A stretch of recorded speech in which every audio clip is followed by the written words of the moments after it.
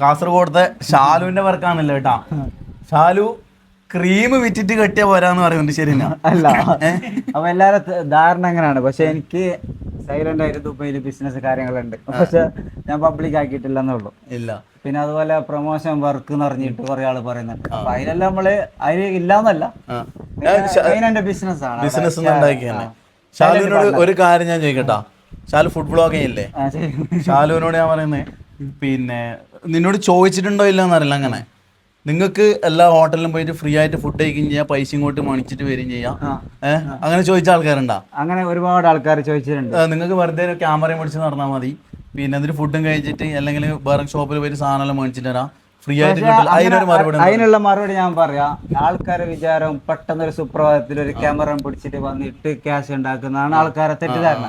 പക്ഷെ ശരിക്കും പറഞ്ഞാൽ ഞാൻ ഈ ഫീൽഡിൽ 8 വർഷമായി. കാസർഗോഡ് ഓൺ വോയിസിൽ അങ്ങനെ ആരും ചെയ്യലില്ല. കാരണം ഒരു ഭാഷ എല്ലാവർക്കും ഒരു നാണം പോലാണ് യൂസ് ആയിക്കോണേ. അപ്പൊ ആ സമയത്ത് ഞാനാണ് ഏറ്റവും കൂടുതൽ നമ്മൾ ഓൺ വോയിസിൽ വീഡിയോ ചെയ്യുന്നത്. ടിക്ടോക്കുള്ള കാലത്ത് ബാക്കി എല്ലാവരും വേറെ ആളെ സൗണ്ട് എടുത്തിട്ട് ഡബ് ചെയ്യുമ്പോൾ ഞാൻ ഓൺ വോയിസ് ചെയ്തോണ്ടേ.